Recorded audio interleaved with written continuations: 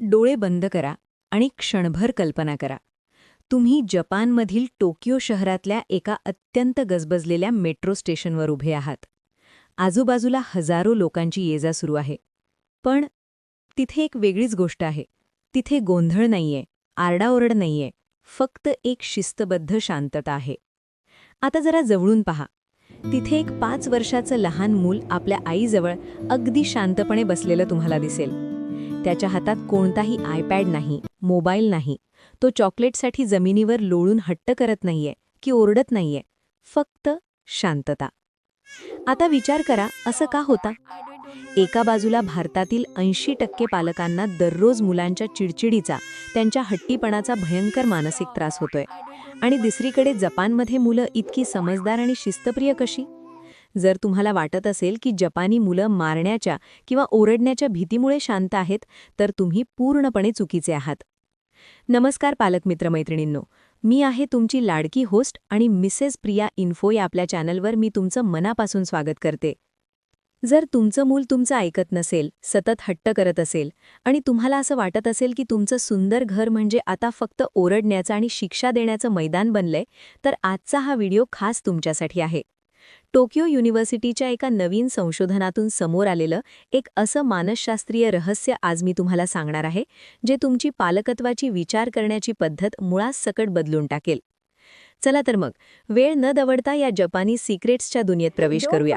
पण त्याआधी अशाच महत्त्वपूर्ण माहितीसाठी आपल्या मिसेस प्रिया इन्फो चॅनलला नक्की सबस्क्राईब करा आणि बेल आयकन दाबा. बघा मंडळी, मुंबई, पुणे, नाशिक किंवा महाराष्ट्राच्या कुठल्याही कोपऱ्यात राहणारे आपण एका वेगळ्याच मानसिकतेत वाढलो आहोत. आपण बिहेवियर रिझल्ट शिकून मोठे झालो आहोत. म्हणजे काय? तर मुलाने काही वाईट केलं की त्याला लगेच शिक्षा द्या, आणि चांगलं केलं की त्याला बक्षीस द्या, चॉकलेट किंवा खेळणी.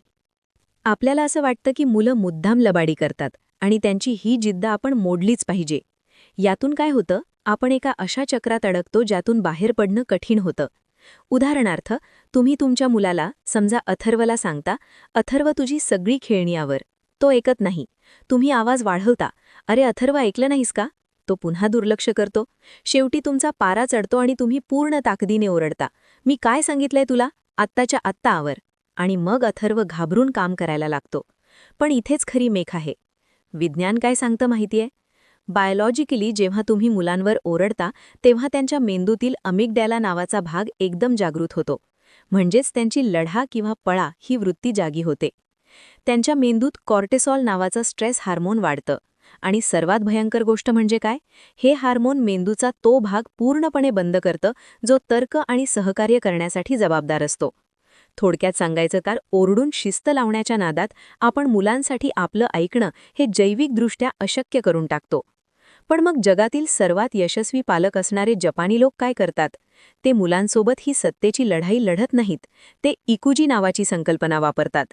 इकुजी म्हणजे मुलाला आपल्या साच्यात घडवण्यापेक्षा त्याचे प्रेमाने संगोपन करणे. चला पाहूया ते 8 नियम जे तुम्ही आजच तुमच्या घरात लागू करू शकता. नियम क्रमांक 1, शित्सुके आणि स्किनशिप. आपल्याकडे शिस्त म्हणजे शिक्षा, पण जपानमध्ये शित्सुके म्हणजे सुंदर प्रशिक्षण.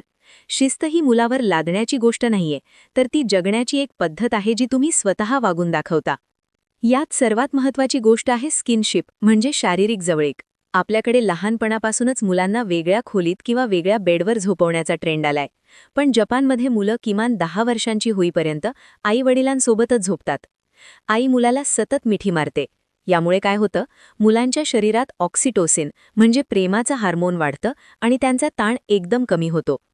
नियम क्रमांक 2, प्रॉक्झिमिटी फेज म्हणजे जवळ जाण्याची पद्धत. तुम्ही कोणत्याही जपानी पालकाला लांबून मुलावर ओरडताना पाहणार नाही. जर राहुल काही चुकीचं करत असेल, तर वडील किचनमधून ए राहुल, ते बंद कर असं ओरडत नाहीत. मुलासाठी तो फक्त एक गोंगाट असतो. जपानी पालक काय करतील? ते राहुलच्या अगदी जवळ जातील, त्याच्या आय लेवलखाली गुडघ्यावर बसतील, त्याच्या डोळ्यात डोळा घालून अगदी हळू आवाजात बोलतील. जवळ जाऊन बोलल्याने मुलाचा मेंदू सहकार्य करण्यासाठी नैसर्गिकरित्या तयार होतो. नियम क्रमांक 3, मेवाकू म्हणजे इतरांना त्रास न देण्याचा नियम. भारतात आपण मुलाच्या वैयक्तिक अधिकारांवर जास्त लक्ष देतो. हे माझं खेळणं आहे, मी नाही देणार. पण जपानमध्ये 2 वर्षाच्या मुलालाही शिकवलं जातं की त्याच्या वागण्याचा इतरांवर काय परिणाम होतो. मी सांगतोय म्हणून घरात धावू नकोस असं म्हणण्याऐवजी तिथले पालक म्हणतात, बाळा, तू असा धावलास तर जमिनीला वाईट वाटेल किंवा आपल्या खालच्या मजल्यावर राहणाऱ्या काकांना झोपताना त्रास होईल. बघा, ते भीती नाही तर सहानुभूती म्हणजे एम्पथी वापरतात. नियम क्रमांक 4, गामन म्हणजे संयम. कल्पना करा की पुण्यातल्या एका मोठ्या मॉलमध्ये तुमचं मूल एका महागड्या चॉकलेटसाठी जमिनीवर लोळून रडतंय. आपण काय करतो? एक तर रागाने त्याला 2 धपाटे घालतो किंवा लोक बघतायत या लाजेपोटी ते चॉकलेट विकत घेऊन देतो. पण गामन शिकवणारे जपानी पालक काय करतात?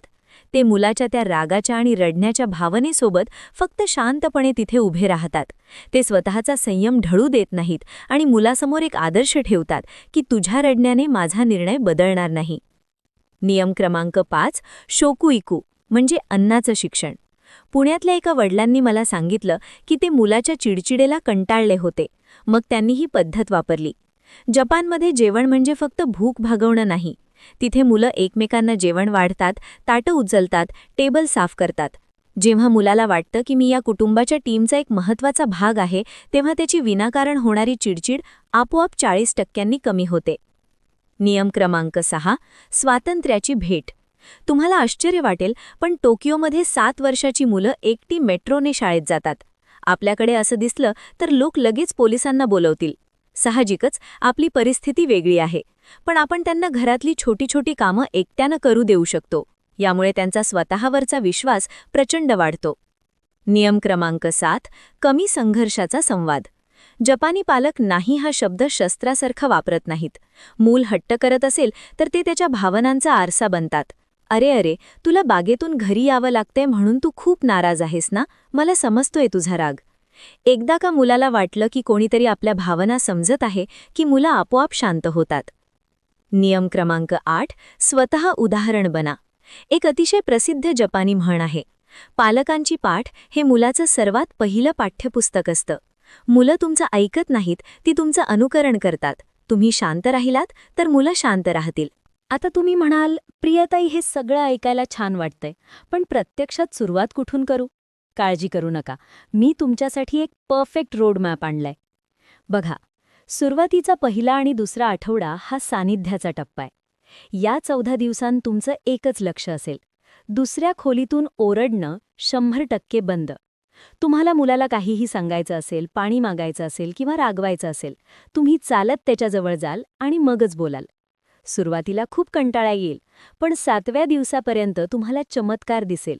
तुमची मुलं काहीतरी चुकीचं करण्याआधी तुम्हाला शोधायला लागतील. त्यानंतर तिसरा आणि चौथा आठवडा हा स्किनशिपचा टप्पा आहे. आता शारीरिक स्पर्श 50% वाढवा. जास्त मिठी मारा, टीव्ही बघताना त्याला जवळ घेऊन बसा, डोक्यावरून हात फिरवा. यामुळे त्यांच्या नर्वस सिस्टमला कळून चुकतं की तुम्ही फक्त नियम लादणारे नाही, तर त्यांच्यासाठी सुरक्षिततेचा स्रोत आहात. परंतु आता एक प्रश्न असा येतो की जर माझं मूल खूपच हट्टी असेल तर? जेव्हा तुम्ही ओरडणं बंद करता आणि अचानक प्रेमाने वागायला लागता, तेव्हा काही दिवस तुमचं मूल जास्तच वाईट वागू शकतं. याला विज्ञानात एक्स्टिंक्शन बर्स्ट म्हणतात. ते फक्त तुमच्या संयमाची परीक्षा घेत असतात. अशावेळी घाबरू नका.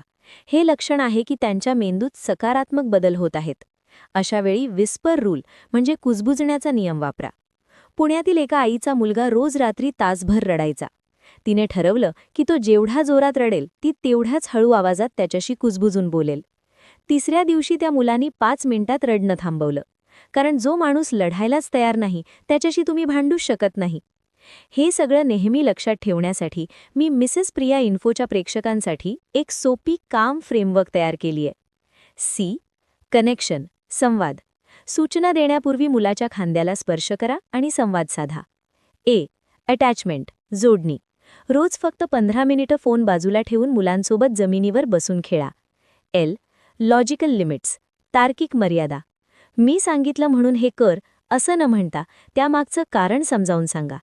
एम, मॉडेलिंग, आदर्श. मुलाने जसं वागावं असं तुम्हाला वाटतं तसं तुम्ही स्वतः वागून दाखवा. तर मंडळी, ही होती जापानी पालकत्वाची काही अमूल्य रहस्य. जर तुम्हाला तुमचं मूल शांत आणि समजूतदार हवं असेल तर आधी तुम्हाला स्वतःला शांत राहावं लागेल.